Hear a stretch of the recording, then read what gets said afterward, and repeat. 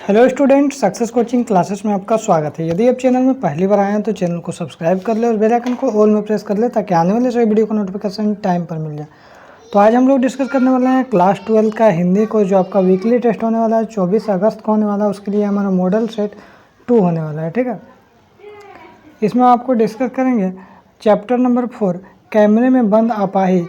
इसका जो लेखक है रघुवर सहाय है, ठीक है। तो इसमें हमको ऑब्जेक्टिव भी क्वेश्चन देखेंगे प्लस सब्जेक्टिव भी क्वेश्चन दोनों देखेंगे। तो चलिए हम लोग वीडियो को स्टार्ट करते हैं।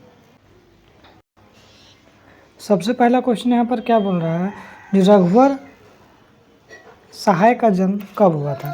तो याद रखिएगा रघुवर सहाय का जन्म 1980, 1970, 1930 या 1929। तो याद रखिएगा 1929 में जन्म हुआ था। आगे देखते हैं दूसरा क्वेश्चन क्या बोल रहा है, दूसरा सप्तक में किस कवि की कविता है, प्रसाद, निराला, पंत या रघुवर सहाय। तो याद रखिए इसका राइट आंसर हो जाएगा रघुवर सहाय हो जाएगा। आगे देखते हैं क्वेश्चन में तीसरा क्या बोल रहा है, रघुवर सहाय की रचना क्या है, सीढ़ियों पर धूप में, आत्महत्या के विरोध या हंसो हंसो जल्दी हंसो या फिर उपरोक्त सभी। तो याद रखिए इसका राइट आंसर हो जाएगा हमारा ऑप्शन नंबर बी हो जाएगा राइट आंसर। आगे देखते हैं क्वेश्चन नंबर 4 क्या बोल रहा है, जो सहाय की कविता कैमरे में बंद अपाहिज किस काव्य संग्रह में संकलित है। तो याद रखिएगा पहला ऑप्शन लोग भूल गए हैं, दूसरा सीढ़ियों पर धूप में, तीसरा आत्महत्या के विरुद्ध और चौथा हंसो हंसो जल्दी हंसो। तो याद रखिए इसका राइट आंसर हो जाएगा हमारा ऑप्शन नंबर ए लोग भूल गए हैं।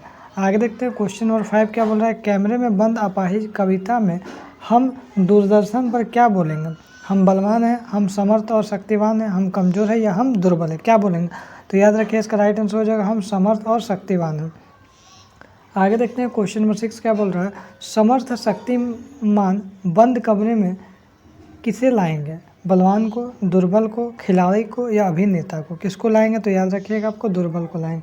आगे यदि हमारा देखते हैं क्वेश्चन नंबर हमारा 7 क्या बोल रहा है, अपाहिज से क्या पूछेंगे, दुख, पीड़ा, सुख या इनमें से सभी।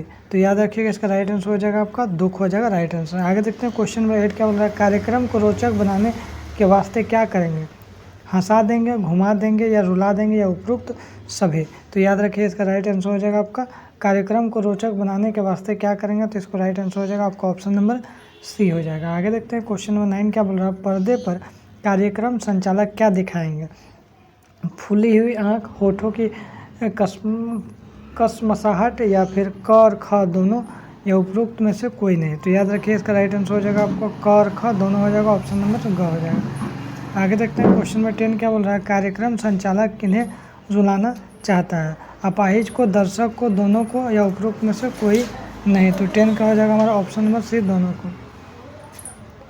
क्वेश्चन नंबर 11 क्या बोल रहा है, पर्दा पर किसकी कीमत है, दर्शक की, अपाहिज की, रोशनी की या फिर वक्त की। तो इसका राइट आंसर हो जाएगा हमारा ऑप्शन नंबर घ वक्त की।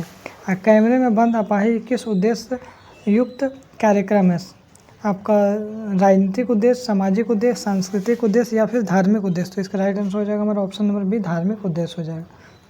अब इसको देखते हैं सब्जेक्टिव क्वेश्चन देखें।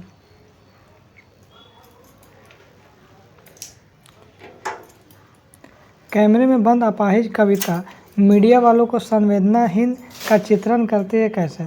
तो इसका राइट आंसर क्या हो जाएगा, मीडिया वाले दूसरों की करुणा, दुख, पीड़ा को बेचते हैं, बेचने के क्रम में ऐसे ऐसे सवाल पूछने लगते हैं कि उसकी संवेदनहीनता का चित्रण करती है। मीडिया वाले अपने कार्यक्रम की टीआरपी बढ़ाने के लिए जानबूझकर कमज़ोर वर्ग को लेते हैं ताकि उनका कार्यक्रम सफल हो सके। दूसरा क्वेश्चन क्या बोल रहा है, कैमरे में बंद अपाहिज कविता को आप करुणा की कविता मानते हैं या क्रूरता की। तो यह कविता वास्तव में करुणा की कविता नहीं, क्रूरता की कविता है। दूरदर्शन कमज़ोर एवं असत्य व्यक्ति को पर्दे पर लाकर उनका दुख बांटना चाहता है, लोगों को ध्यान उनकी पीड़ा और उसकी पीड़ा की ओर खींचना चाहता है, किंतु इस क्रम में वह अपने कार्यक्रम को सफल बनाने के लिए ऐसे ऐसे प्रश्न पूछते हैं जो क्रूरता के प्रश्न होते हैं। तीसरा क्वेश्चन बोल रहा है, कैमरे में बंद अपाहिज शीर्षक की उपायुक्त सिद्ध कीजिए। तो यह शीर्षक कैमरे में बंद अपाहिज के मनोदशा का सार्थक प्रतिनिधित्व करता है। अपाहिज कितना बेबस है, अपनी पीड़ा से ज़्यादा प्रश्नकर्ता के प्रश्न से।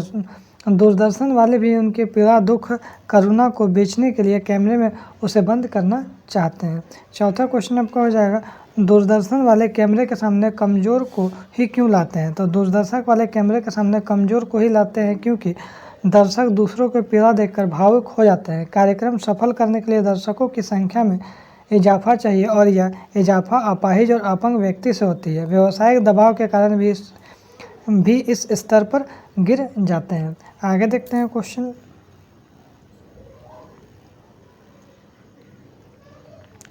कविता में कुछ पंक्तियाँ कोष्ठकों में रखी गई है, आपकी समझ से इनका क्या औचित्य है? तो कविता में कुछ पंक्तियाँ कोष्ठकों में रखी गई, इसका मुख्य उद्देश्य है कि मीडिया की संवेदनशीलता को दिखाना है। कविता या कवि ने दूरदर्शन कार्यक्रम संचालक और दर्शकों को आपसी संबंध स्थापित करने के लिए ऐसा किया है। नाटक विद्या में पात्रों की भाव और भूमिकाएं कोष्ठकों में व्यक्त की गई है। एक अपाहिज व्यक्ति के प्रति संवेदनहीनता का भाव व्यक्त करने वाले सभी पंक्ति कोष्ठकों में ली गई है। आगे देखिए क्वेश्चन दूसरा क्या बोल रहा है। कैमरे में बंद अपाहिज करुणा की मुखौटे में छिपी क्रूरता की कविता पर विचार कीजिए। तो कैमरे में बंद अपाहिज कविता बाजारवाद के युग में उन लोगों को चरित्र खोलता है जो दूसरे को दुखों को बेचकर धन कमाना चाहता है। कार्यक्रम संचालक अपने कार्यक्रम को सफल बनाने के लिए एक अपाहिज व्यक्ति से प्रश्न पूछता है। वह प्रश्न पूछते पूछते क्रूर बन जाता है। इसका उद्देश्य सिर्फ कार्यक्रम को सफल बनाना है, न कि अपाहिज व्यक्ति की हमदर्दी। अतः यह कविता करुणा के मुखौटे पर छिपी क्रूरता की कविता है।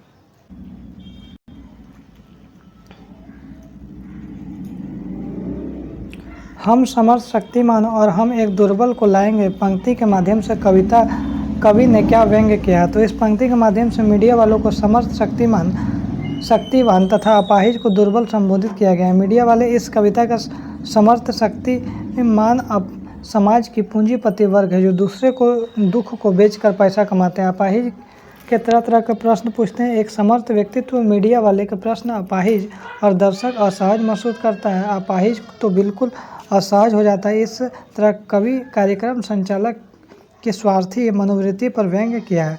शारीरिक रूप से चुनौती का सामना कर रहे व्यक्ति और दर्शक दोनों एक साथ रोने लगेंगे तो उसके प्रश्नकर्ता का कौन सा उद्देश्य पूरा होगा? यदि शारीरिक रूप से चुनौती का सामना कर रहे व्यक्ति और दर्शक दोनों एक साथ रोने लगेंगे तो उसके प्रश्नकर्ता के व्यावसायिक उद्देश्य पूरा हो जाएगा। दूरदर्शन वाले सामाजिक उद्देश्य युक्त कार्यक्रम इसलिए दिखाते हैं ताकि दर्शकों को संवेदना अपाहिज पीड़ित व्यक्ति इससे जुड़ सके। दूरदर्शन वाले इसलिए भी दिखाते हैं कि उनका कार्यक्रम सफल और अच्छा खासा पैसा भी कमा सके। आगे देखिए बोल रहा है पर्दे पर वक्त की कीमत है कहकर कवि ने पूरे साक्षात्कार के प्रति अपना नज़रिया किस रूप में रखा है? पर्दे पर वक्त की कीमत है कहकर कवि ने पूरे साक्षात्कार के प्रति व्यावसायिक नज़रिया रखा है। जैसे ही पीड़ित व्यक्ति तथा दर्शक वर्ग भावुक होते हैं वैसे ही कार्यक्रम संचालक का उद्देश्य पूरा हो जाता है, इसका कार्यक्रम सफल हो जाता है। तो इसमें आपको ऑब्जेक्टिव प्लस सब्जेक्टिव दोनों हो गया। तो यदि आपको वीडियो अच्छा लगे तो लाइक शेयर एंड सब्सक्राइब जरूर करें। फिर मिलते हैं नेक्स्ट वीडियो में। Thank you so much.